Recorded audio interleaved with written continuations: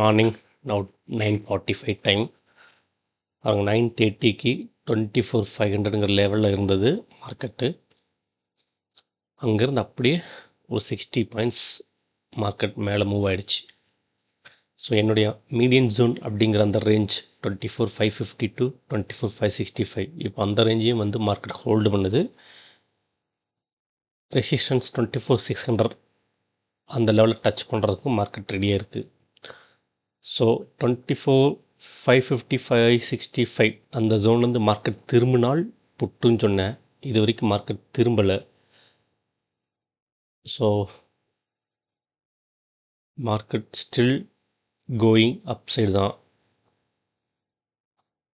ஒரு trend form ஆகிருக்கு. 24,500லேருந்து 24,600 வரைக்கும் ஒரு அப்பர் லெவல் ட்ரெண்டு வந்து ஃபார்ம் ஆகிருக்கு.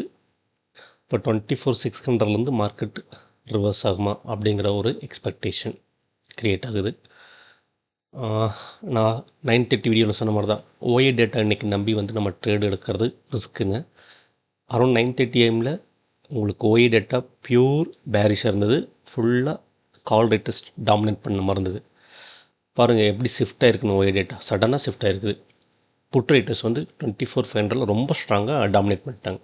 நான் 9:30 சொல்லும்போது 9:30 AM அந்த வீடியோவில் சொல்லும்போது நாட் ஸ்ட்ராங்னு சொன்னேன். ஒரு 15 மினிட்ஸ் எவ்வளோ ஸ்ட்ராங்காக வந்து புட்டு ஓயை வந்து ரைட் பண்ணிக்கிறாங்க பாருங்கள். அதேமாதிரி 24,550 வந்து புட்டு ஓய் அதிகமாக ரைட் ஆகிடுச்சு. ஸோ இந்த எக்ஸ்பிரி டே அன்னைக்கு இந்த மாதிரி ஓயை வந்து அப் அண்ட் டவுன் பயங்கரமாக ஷிஃப்ட் ஆகும். கால் ரேட்டர்ஸ் அதிகமாக இருப்பாங்க, அப்புறம் புட் ரேட்டர்ஸ் அதிகமாகும். இது எப்படி வேணால் கொண்டு போவாங்க. அப்புறம் ஜீரோ ஹீரோ அப்படிங்கிற வந்து கான்செப்டை வந்து இம்ப்ளிமெண்ட் பண்ணுறதுக்கான ஸ்ட்ராட்டஜியும் வந்து பண்ணுவாங்க ஆஃப்டர்நூன் செஷனில். ஸோ இதெல்லாம் வந்து நம்ம வந்து கன்சிடர் பண்ணி கேர்ஃபுல்லாக தான் வந்து எக்ஸ்பிரி டே அன்றைக்கி வந்து ட்ரேட் எடுக்கணும். எக்ஸ்பிரி டே நமக்கு வந்து கிளியர் வியூ இல்லை அப்படின்னா better to avoid the trade. Just watch எப்படி பண்ணுறாங்க அப்படிங்கிற லேர்ன் பண்ணிக்கலாம், அதுக்கு யூஸ் ஆகும்.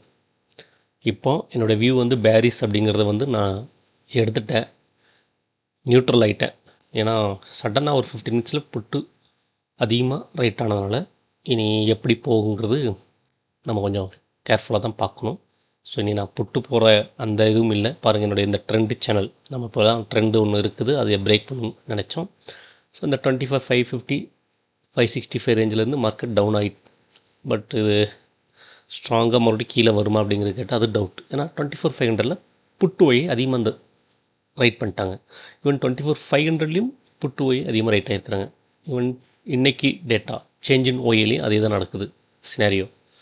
So put option risk, at the same time call option எடுக்கலாமான்னு கேட்டால் ரிஸ்கி தான்.